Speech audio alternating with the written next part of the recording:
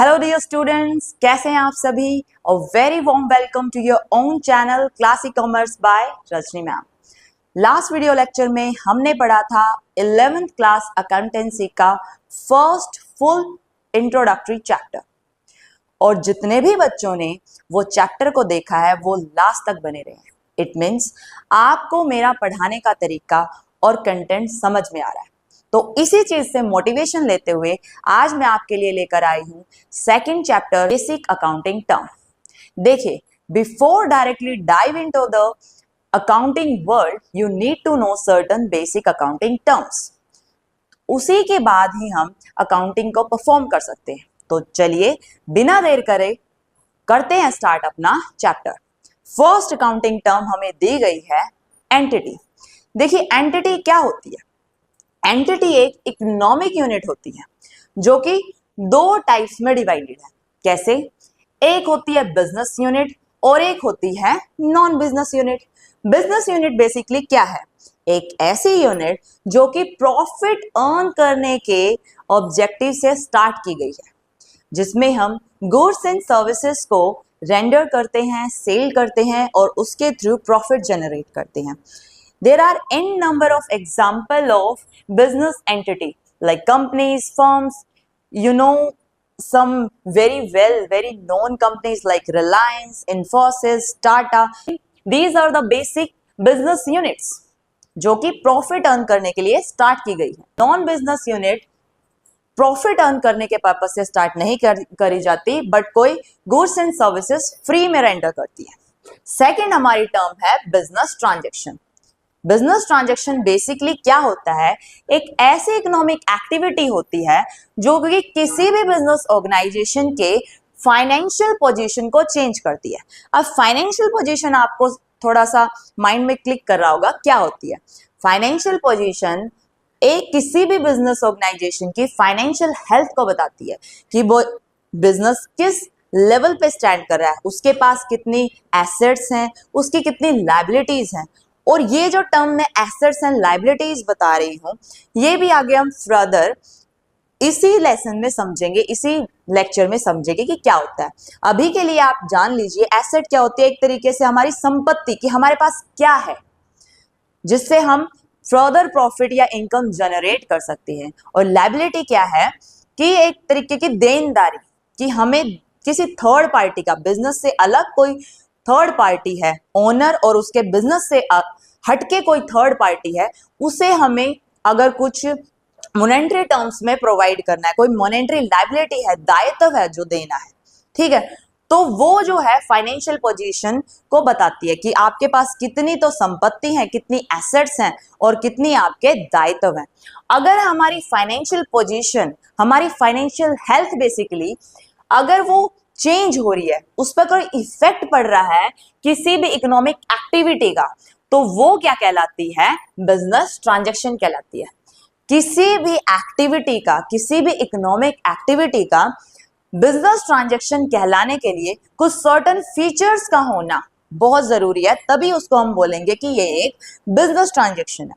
First feature क्या होना चाहिए बिजनेस ट्रांजैक्शन होने के लिए? एक्सचेंज, यानी कि एक ऐसी एक्टिविटी जिसमें गुड्स एंड सर्विसेज का एक्सचेंज होता है। लाइक मैं एक प्रोडक्ट को बनाती हूँ और मैं क्या करती हूँ, उस प्रोडक्ट को बेच देती हूँ। तो मैंने मनी के बदले उस चीज को एक्सचेंज किया, अपनी गुड्स एंड सर्विसेज जो मैंने प्रोवाइड की हैं किसी कस्टमर को, उसको मनी के थ्रू हमने क्या किया है? एक्सचेंज किया। तो वो क्या कहलाया? एक्सचेंज। तो किसी भी ट्रांजेक्शन में अगर एक्सचेंजमेंट है, इट मीन्स वो बिजनेस ट्रांजैक्शन कहला सकती है। सेकंड उसका फीचर क्या होना चाहिए? Dual expect. डुअल एक्सपेक्ट कैसे? कि डेबिट एंड क्रेडिट इक्वल होना चाहिए। देखिए आगे हम फर्दर पढ़ेंगे कि डेबिट एंड क्रेडिट क्या होता है। अभी के लिए आप इतना समझ लीजिए, जब भी आप कोई बिजनेस ट्रांजैक्शन करते हैं तो उसका डबल इफेक्ट होता है। देखिए हमने एक्सचेंज पढ़ा, अगर मान लो मैं कोई सर्विस बेच रही हूँ या कोई प्रोडक्ट बेच रही हूँ तो उसके दो इफेक्ट होंगे, डुअल एक्सपेक्ट होगा। मेरे पास से वो चीज जाएगी और कस्टमर से मनी मेरे पास आएगी। तो और इसी प्रोडक्ट के जाने को और मनी के आने को ही डेबिट या क्रेडिट का क्या लेबल लगा दिया गया, ठीक है। तो अभी के लिए आपको इतना ही जानना काफी है कि कोई भी बिजनेस ट्रांजेक्शन है जो है उसके डबल इफेक्ट होने चाहिए, डुअल एक्सपेक्ट होना चाहिए। ठीक है, जैसे कि सेल कर रहे हैं आप, परचेस कर रहे हैं आप, अगर आप कैश में कोई सेल या परचेस कर रहे हैं तो आपके पास, सपोज करो आप सेल कर रहे हैं तो आपके पास कैश आएगा, और अगर आप और गुड्स आपसे जाएंगी, और इन सेकेंड केस अगर आप परचेज कर रहे हैं तो आपसे गुड्स, आपके पास गुड्स आएंगे और आप कैश दोगे, if it is a cash nature transaction. Got it? And third feature is external or internal transaction. यानी कि ट्रांजेक्शन एक्सटर्नल नेचर की भी हो सकती है और इंटरनल नेचर की भी हो सकती है। फॉर एग्जाम्पल, एक्सटर्नल नेचर की कैसे हो सकती है कि बिजनेस किसी अदर बिजनेस यूनिट के साथ या फिर किसी कस्टमर के साथ ट्रांजेक्शन कर रहा है, तो वो एक्सटर्नल ट्रांजेक्शन होगी जिसमें बिजनेस इन्वॉल्व है और कोई दूसरी बिजनेस यूनिट या कस्टमर इन्वॉल्व है, जैसे कि सेल परचेस हो गया, कोई बिल्डिंग खरीदना हो गया, किसी को कोई पेमेंट करनी होगी जिससे हमने सर्विसेज ली है, तो वो एक्सटर्नल ट्रांजेक्शन कहलाएगी।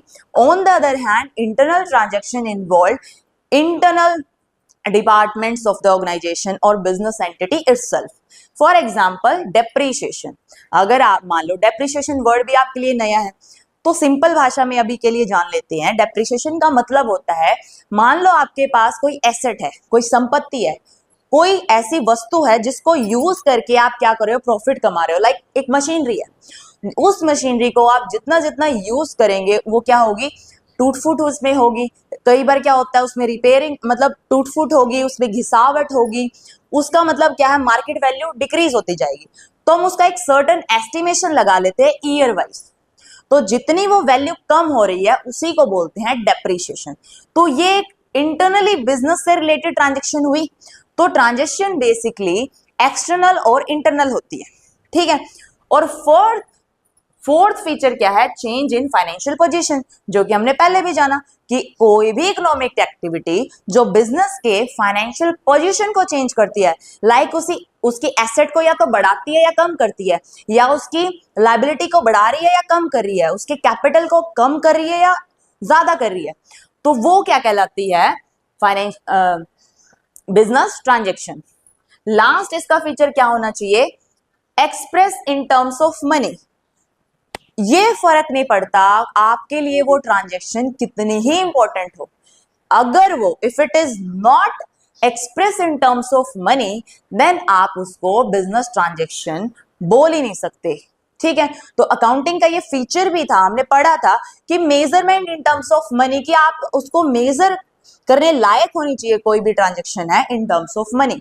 ठीक है, मैंने एग्जाम्पल भी दिया था कि मान लो दो डिपार्टमेंट्स के हेड का झगड़ा हो जाता है और उस झगड़े से बिजनेस की प्रोग्रेस, उसका डेली वर्क अफेक्ट कर रहा है, लेकिन चाहे वो कितना ही इंपॉर्टेंस रखता हो, उससे बिजनेस अफेक्ट भी हो रहा, उसको आप मॉनेटरी टर्म्स में यू कैन नॉट एक्सप्रेस, तो उस चीज को you can not consider a business transaction.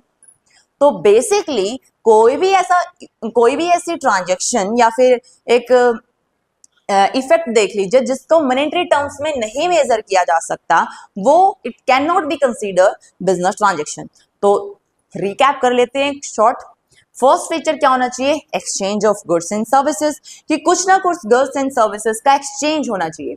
Second क्या है, ड्यूअल एक्सपेक्ट, हर ट्रांजेक्शन से आपको कुछ मिल रहा है या कुछ जा रहा है, तो उसको इन terms of debit and credit बोल दिया जाता है, जो कि हम आगे समझेंगे अदर टर्म्स में। ठीक है, कि डेबिट क्या होता है, क्रेडिट क्या होता है। अभी के लिए dual aspect, exchange of goods and services. Third है external and internal transaction. Transaction क्या हो सकती है, एक्सटर्नल भी हो सकती है और इंटरनल भी हो सकती है। फोर्थ क्या है, चेंज इन फाइनेंशियल पोजीशन, कि आपकी एसेट्स, आपकी संपत्ति जो आप ओन करते हैं, और आपके दायित्व जो आपको किसी और थर्ड पार्टी को देना है। ठीक है, तो वो फाइनेंशियल पोजीशन को आपका उसमें चेंज हो रहा है, बढ़ रहा है या घट रहा है। और लास्ट क्या है, express in terms of money. तो ये थे किसी भी बिजनेस ट्रांजेक्शन के, अगर आपको कोई भी ट्रांजेक्शन बिजनेस ट्रांजेक्शन बोलनी है तो उसमें ये 5 फीचर होने बहुत ही जरूरी है। ठीक है, अब थर्ड हमारा अकाउंटिंग टर्म्स क्या आ जाता है, इवेंट। तो देखिए, इवेंट क्या है? ये रिजल्ट ऑफ ट्रांजेक्शन है, यानी कि अगर आपने सेल, परचेज, कैपिटल का इंट्रोडक्शन या फिर विड्रॉवल किया है, इन सभी बिजनेस ट्रांजेक्शन का जो रिजल्ट होता है, जो अफेक्ट होता है, उसको क्या बोलते हैं? इवेंट। ठीक है, तो इवेंट जैसे कि यहाँ पे एक एग्जांपल लेके इवेंट और ट्रांजेक्शन्स को बताया गया। तो चलिए एक स्मॉल सा एग्जांपल के जरिए समझते हैं कि बिजनेस ट्रांजेक्शन और इवेंट क्या होते हैं। देखिए, Vinay started a business with the capital of 1 lakh, he purchase goods for 60,000।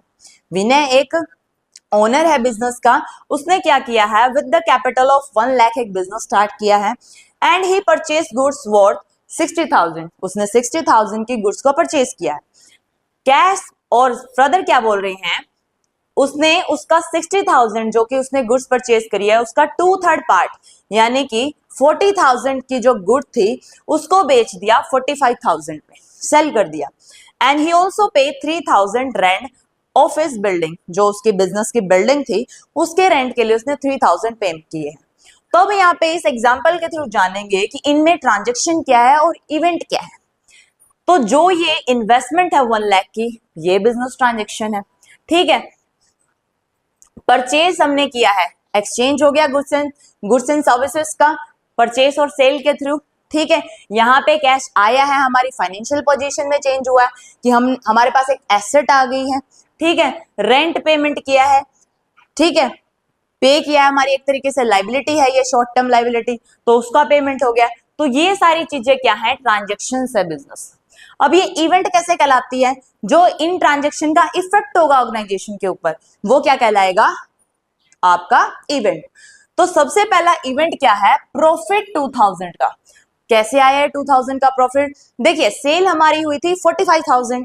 ठीक है, और वो कितने अमाउंट की गुड्स की थी? उसकी कॉस्ट थी 40,000। उसके साथ साथ ऑर्गेनाइजेशन ने क्या पे किया है? ये विनय है, उसने क्या पे किया है? रेंट पे किया है 3,000 का। ठीक है, तो टोटल उसकी जो पेमेंट है वो कितनी होगी? 43,000। कॉस्ट उसकी इतनी आ गई टोटल कॉस्ट, और आपने सेल कितने किया? 45,000 की। तो प्रॉफिट यहाँ पे आपका हो गया। तो इन ट्रांजेक्शन का इफेक्ट क्या हुआ? प्रॉफिट। कितना जनरेट किया हमने? 2,000 प्रॉफिट। दूसरा इवेंट क्या कहलाता है? क्लोजिंग इन्वेंट्री 20,000 का। देखिए, इनिशियल आपका टोटल इन्वेंट्री कितना था? 60,000। ठीक है, तो उसका 1/3 हमने क्या कर दिया? हमारे पास बचा है, क्योंकि 40,000 हम सेल कर चुके हैं, हमारे पास सिर्फ 20,000 रुपए की इन्वेंट्री बची है, स्टॉक बचा है। तो ये हमारा है सेकेंड इवेंट। इफेक्ट हो गया ना इन ट्रांजेक्शन का, क्या? हमारे पास क्लोजिंग स्टॉक बचा है। थर्ड क्या है? कैपिटल। देखिए, इनिशियली आपने कितनी कैपिटल इंट्रोड्यूस करी? 1 लाख। ठीक है, यहाँ पे मेंशन है Vinay started a business with cash 1 lakh. ठीक है, तो 1 लाख आपकी इनिशियल कैपिटल है, और जो प्रॉफिट होता है वो कैपिटल यानी कि ओनर को ही जाता है। ठीक है, तो उसकी कैपिटल में वो एड ऑन हो गया, तो टोटल कितनी आपकी कैपिटल बन गई? 1 लाख प्लस 2,000, 1 लाख 2,000। ठीक है, थर्ड हमारा क्या है इवेंट? कैश का बैलेंस। कैश बैलेंस में जो चेंजेस आया, स्टार्टिंग देखिए आपका कैश बैलेंस था 1 लाख आफ्टर इनिशियल इन्वेस्टमेंट। ठीक है, 1 लाख में आपने क्या किया? 45,000 की आपने सेल कर दी, तो वो आपका एड ऑन होगा कैश का बैलेंस। तो कितना हमारे पास बैलेंस आ गया? 1,45,000। ठीक है, उसमें से जितनी भी हमारी कॉस्ट आई, 60,000 आपने स्टॉक परचेज किया, गुड्स परचेज करी, और 3,000 आपने क्या किया? रेंट पेमेंट किया। तो 63,000 की पेमेंट होने के बाद आपके पास कैश का बैलेंस बचा 82,000। तो ये सारी जो चीजें थी वो आपकी क्या कहलाई? इवेंट। और ये किसके थ्रू हुई? ये बिजनेस ट्रांजेक्शन के थ्रू। इस वीडियो लेक्चर को एक बार यहीं पॉज करते हैं, आप इसका स्क्रीनशॉट ले लीजिए, और किसी भी टर्म्स में कोई भी प्रॉब्लम है तो कमेंट सेक्शन में आप अपनी फीडबैक देंगे, और आपके डाउट को रिजॉल्व करने के बाद ही हम बाकी की बची हुई टर्म्स को डिस्कस करेंगे, और तभी इस लेक्चर को डिस्कस करने का फायदा भी है। तो feel free to comment. Thank you, have a nice day.